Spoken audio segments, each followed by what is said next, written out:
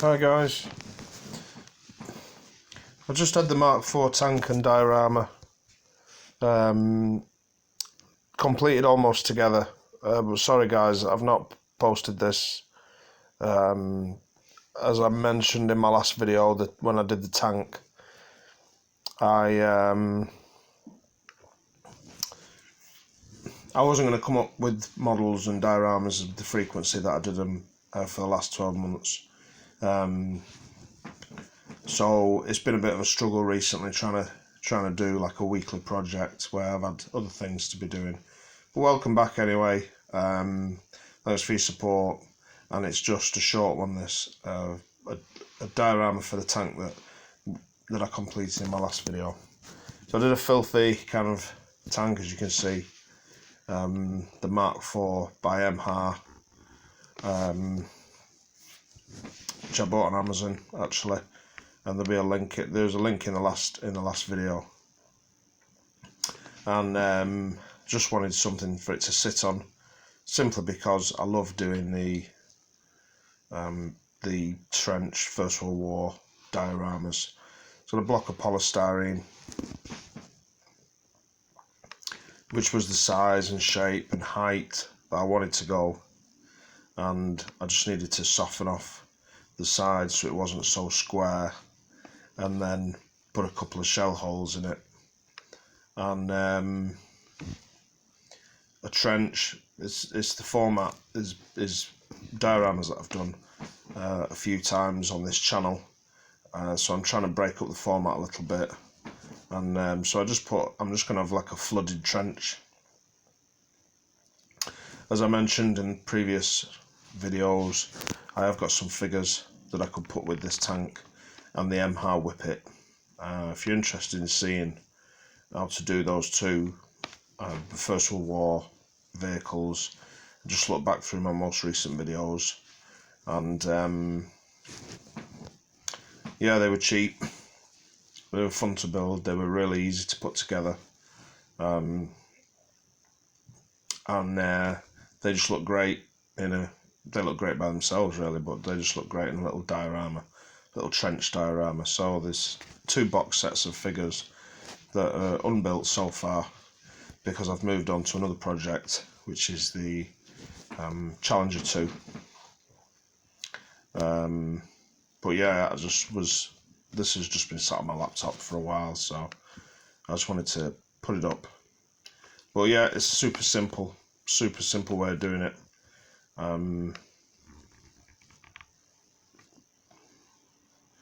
I got some of these blocks of polystyrene. It's just simply in a packaging, a cabinet, a filing cabinet, and I grabbed them. It was at work. I like the high sheets of polystyrene for this. It's about 2 inch thick, and it's perfect height when you're talking about the 135 figures and the 135 vehicles for a trench diorama basically. I scooped out a shell hole or two, and then I flipped the shell hole polystyrene over so it became like a little hillock, or just a little pile of mud. Just trying to put some details onto the surface of the battlefield, even though it's quite a big tank really, and the way that it overhangs at the front as well. So there's not loads of space for details and countryside and features and stuff like that, but still, it's my usual mix: plaster and Paris and coffee grounds to give it some texture. And I was working from a couple of black and white period photographs, where you just see the often broken down, sometimes captured Mark IV tanks. They started each battle with hundreds and ended with 10 or 15 tanks still running, just because of the technology available to them at the time.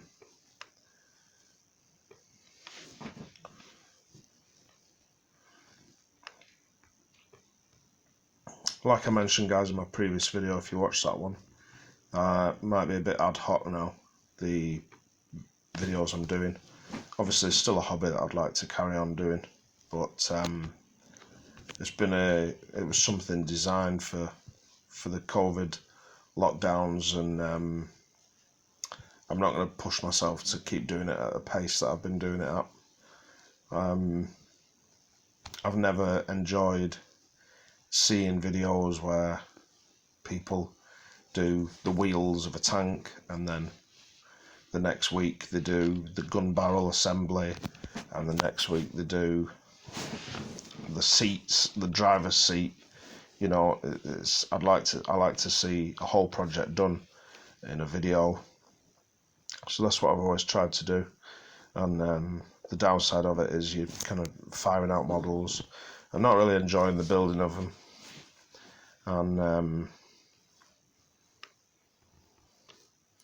so the tank I did after this one, after the Mark IV, is the Challenger 2, and I'm going to do it the Berlin Brigade paint job with the squares of grey and white and brown, and but I'm going to take a bit more time doing that, and just enjoy doing it, really. Hope everybody's keeping safe and well in these crazy times.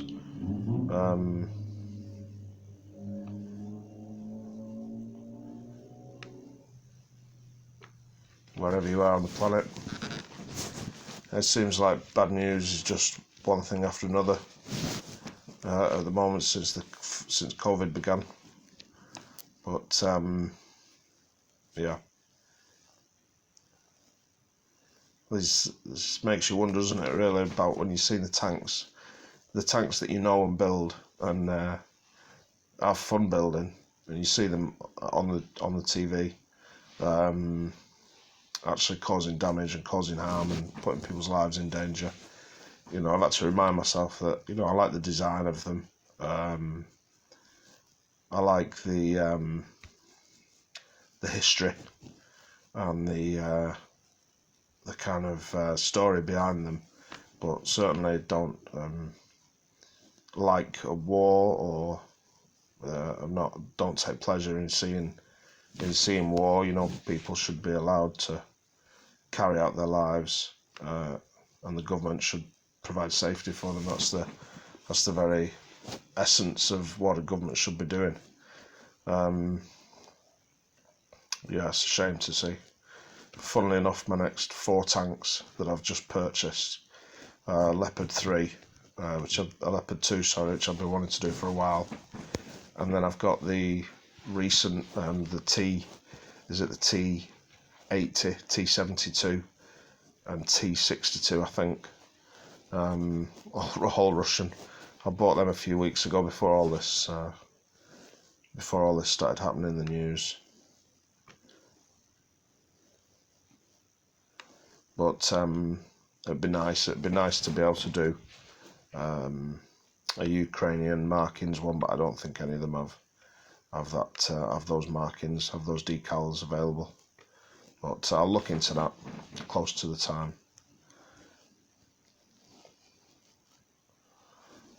So yeah, usual thing, guys, with this. Just the plaster's very absorbent, so you can use your paint very wet, and because the coffee grounds go into the plaster, it leaves it with a brown tinge anyway, a kind of sandy look. As you may have seen, some of the ballast stuff, some of the aquarium, small light stones, gravelly kind of stones, I've mixed them in on the surface whilst the plaster was still wet. And then once the plaster was dry, I've just come in with just washes of brown, and I've put a few little bits of sticks and things like that to represent blasted trees. And I'm trying to use up the last of my AK still water, so I'm just going to drop some of that into the shell holes and into the trench. But But yeah, just really simple one, really. Show how easy it is to just present a small piece of battlefield. I think the first one was the easiest place to start, really. But I'd like to do the Challenger 2 on the grass, because I've still got my new Christmas gift, which was the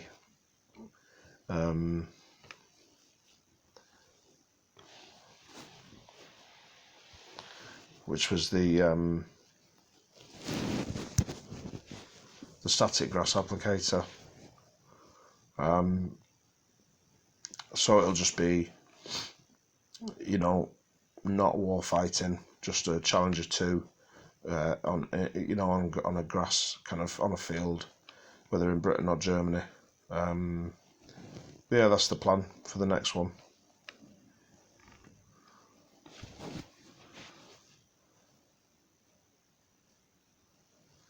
So I just masked off the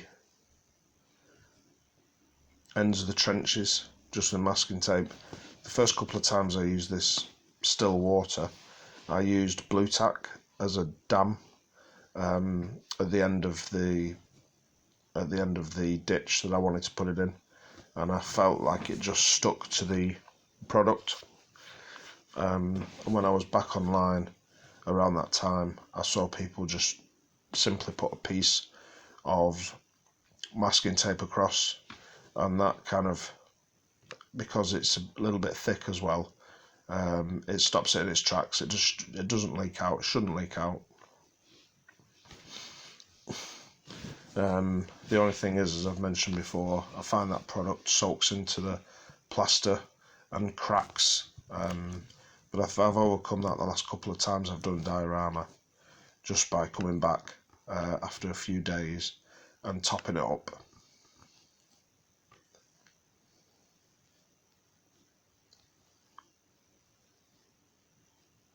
I have to excuse my pyjamas, guys, in this video. I was standing, obviously sitting at my desk when I'm making models, but when you're getting kind of filthy and making the dioramas and throwing plaster around and stuff, I tend to do it standing up. And the TV's always on in the background, and it's evening, that's why the room looks really dark. It's after a day's work, and that's how I like to relax.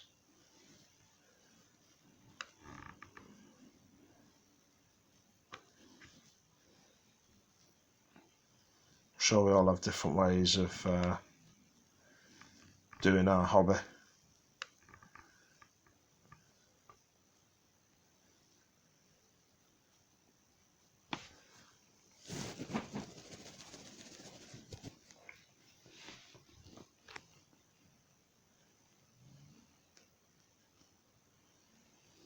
This is a model and a diorama that I suppose I've had in my mind for years, really, if not a decade. When I first did model tanks, I did a 1/72 scale, a version of the Mark IV, and my dad, when I was a boy, built me a little World War I battlefield that out of paper mache, and I have fond memories of playing on that. So this is really harks back to a happy memory. But I just put some orange rust, light rust kind of tone paint in with the still water, and it gives the shell holes and the trench a bit of an orange tone.